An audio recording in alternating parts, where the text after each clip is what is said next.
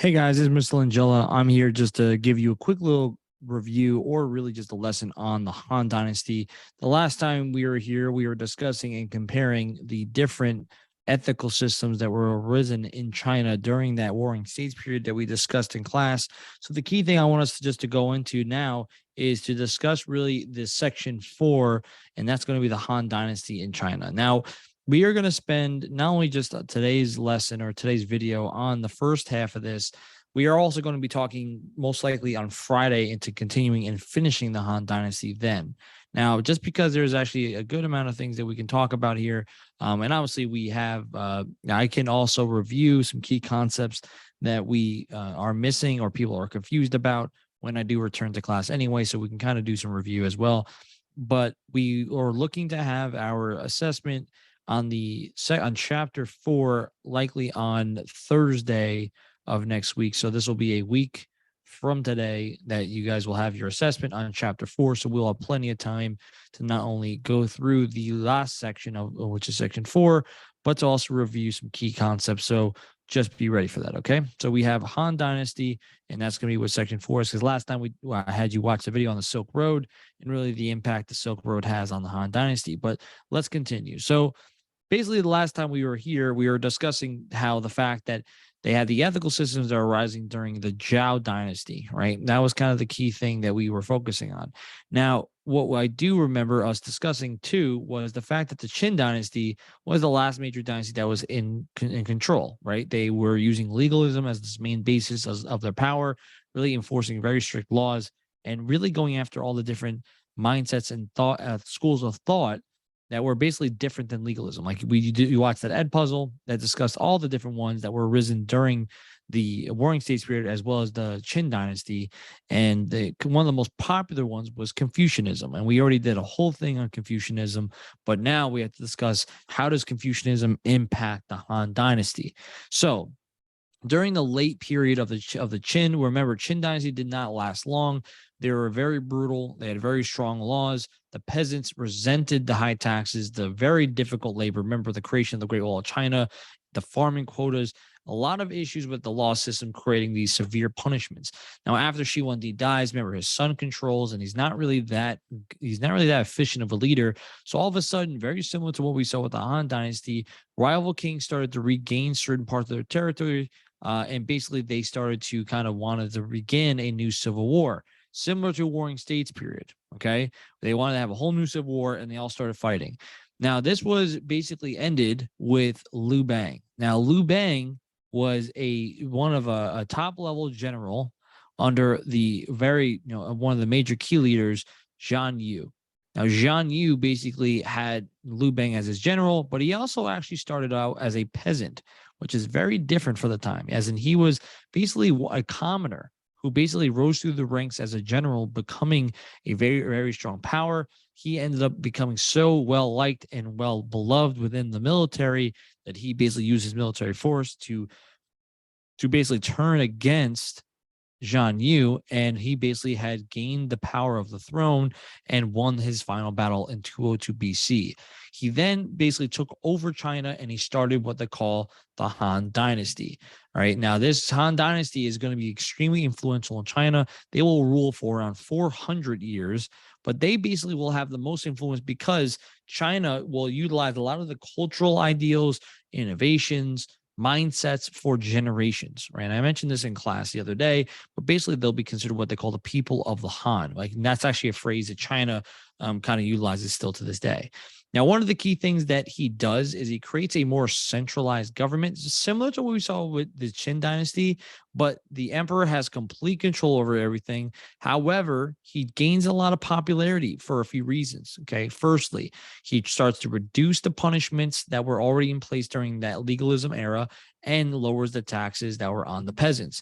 He himself was a peasant. So the fact is, people started to look to him as being a person that came from the common people. And now he's the emperor and he's doing things that were more beneficial to the people that were lower on that social structure, right? And he was doing a lot of things opposing what was the current system, which was legalism. Okay. So overall, he's doing kind of everything the right way. A lot of people thought he was doing it in a smart and efficient manner. And so Liu Bang, right? Liu Bang here is a kind of seen as a very popular leader overall. Okay, so that's something just to remember. Liu Bang is now starting the Han Dynasty. He is going to be the person that controls the very beginning of this.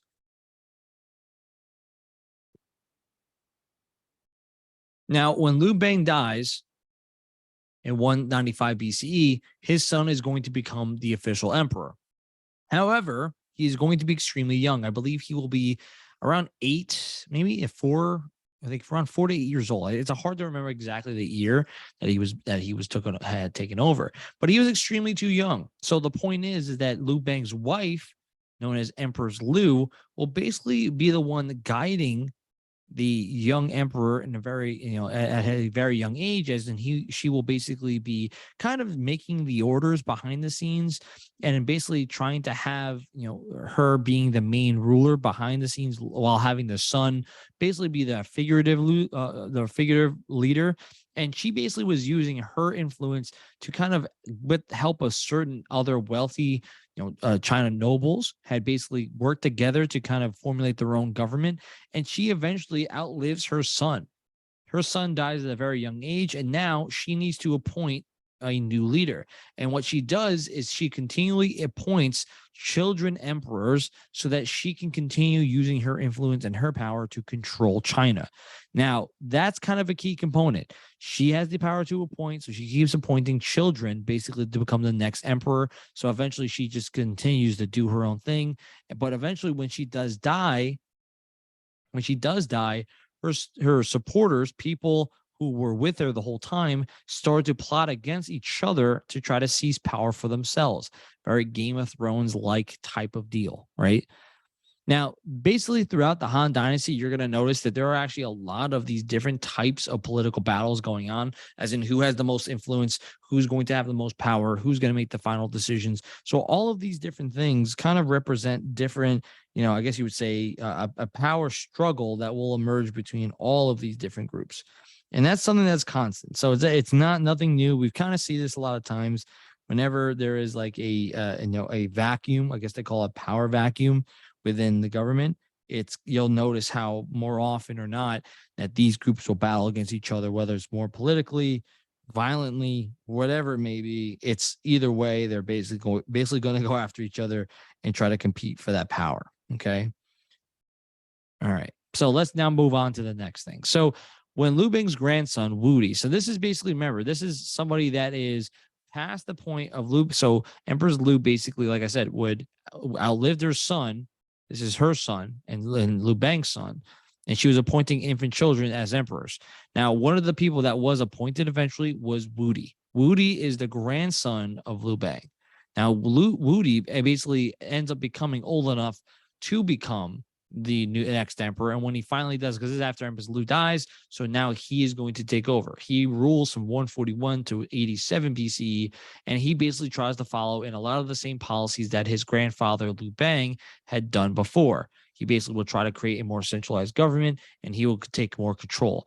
What he tries to do as well to expand his influence and to gain more wealth is to conquest. He will be someone that will expand conquest, and you'll see as he goes more westward, okay, he's trying to gain more and more territory. He defeats the nomadic archer empire known as the Xiongnu, which basically were archers to the north, basically a kind of a section of the Mongols to a certain extent, right? And he keeps going more north and westward. He will send troops to go and colonize these different areas, and he will go colonize areas like Manchuria. He will colonize Korea. He will colonize Vietnam. Right. So basically the concept here was that under Wudi, under Liu Bang's grandson during the Han Dynasty, you'll notice that territory was expanding more than ever before. And you want to see a comparison. The former Han, so this is around 200 BC. This is the early days of the Han Dynasty. This is during Liu Bang's time. Okay. During this time, the land was only this amount, right? You can see it's only this amount here. However, under his grandson, so by the time we start seeing 141 to 87, the land is expanding, right? There's a lot more territory that they're controlling, right? That's kind of the key thing. They're controlling all this territory, okay? That's kind of the key part here. They're expanding. Now, under this society, there's also going to be a very, I guess you would say, structured, whether it was a government based or even just a social structure as well. So clearly, the concept of mandate of heaven will continue, right? And basically, it will keep going. And most of the time, the people kind of accepted it. Now, the Han Dynasty was probably the most structured and most organized of the previous dynasties combined. One of the things they do is they create a large and complex bureaucracy. Remember, bureaucracy is kind of the concept where the government is massive and it basically creates a government. I'll try to do a little square here that has a bunch of different parts that kind of do certain job roles so that the main emperor doesn't have to worry about every little thing. These little arms or parts of the government will take care of certain parts. Okay. Now, in order for the bureaucracy to be, really funded, they need to create a tax system that is efficient. So basically, what the way they do this is that they provide for citizens to pay of one two ways. Either they pay ways of labor or military, right? They can either pay taxes, they can pay by working in public projects, or serve a military a certain amount of time a year. So you basically have a choice. If you don't want to serve in military or work on tough jobs, pay taxes. All right. If you want to work and build public projects, you can do that. You don't have to pay your taxes or work in the military. It's really up to you. Now, basically, most people would actually decide to go work in the labor force because they don't want to go fight in wars and they don't want to pay taxes. So, okay, we're going to go work and build things. Now, during this Han Dynasty, what we see is a very large workforce that is around. And during this time, we start to see the creation of a lot of more public works projects, things like building road systems, canals, irrigation, armies were getting bigger because of this system. The Great Wall even got bigger. So you'll notice that there's a lot of things that are going to be expanded upon and a lot of positives, especially. Okay. So the Han Dynasty has a lot of positives to really account for. All right.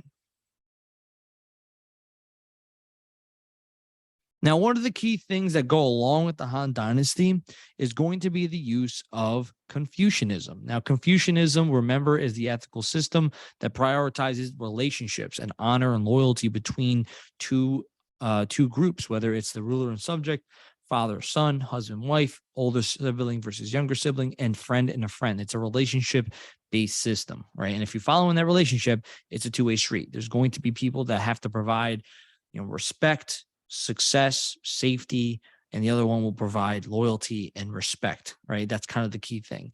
Now, basically, what Woody does, and it's very smart of him to do, is that basically he will create a very large bureaucracy, but he needs to make sure that the people that he hires, the people he has, are going to be basically well educated. So, what he does is he creates what they call the civil service exam. Okay. Now, the civil service exam basically is a test to see how educated you are and whether the position is right for you. So if you are educated, right, and you can pass this test, then you can join the civil service or join the government.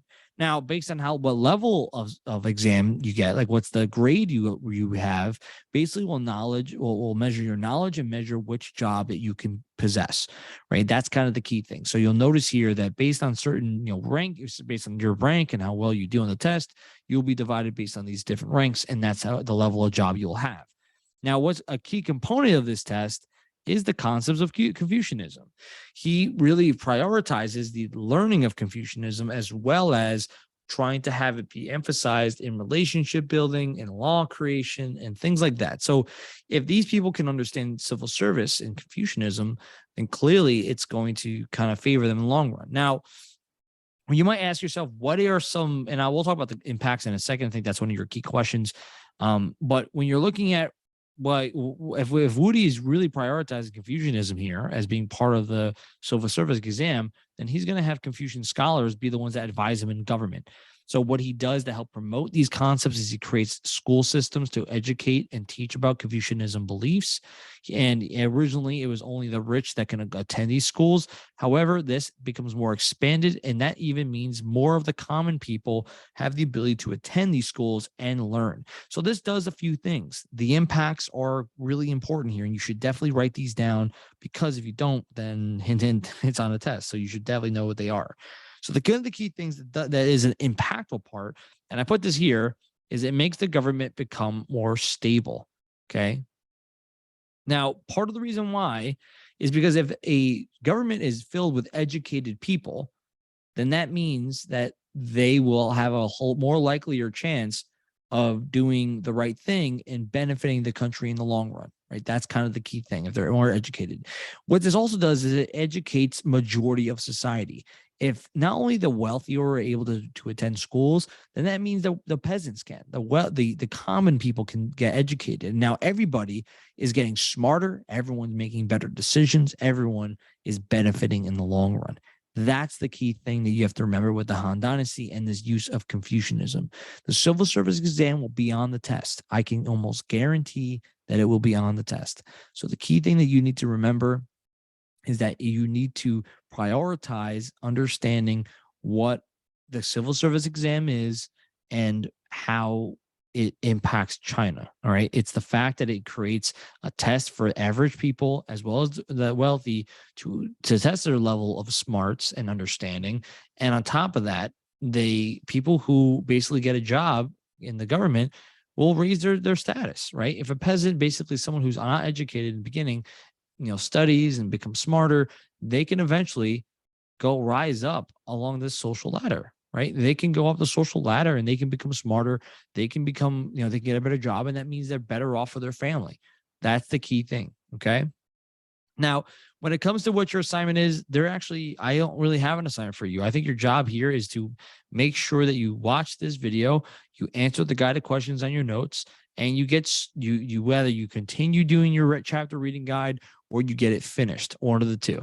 Right? That's going to be the key thing you need to make sure you do. Because on Friday, we're going to be jumping into the Han Dynasty Golden Age, and we're going to do an activity on that. Right? And we'll continue. We'll review some key things. So at least then we're all on the same page. Okay. All right, guys. Well, this is going to be it for me. Thank you guys for watching. And please make sure you've answered your guided questions. I will return. I do apologize. I am still recovering from my surgery. It was a lot more difficult than I thought. So I will be back on Friday. I do appreciate your support and your patience. I will return and we will make sure everything is answered. So if you do have questions, just send me a message and I will help the best way I can. All right, guys. I'm signing off. See ya.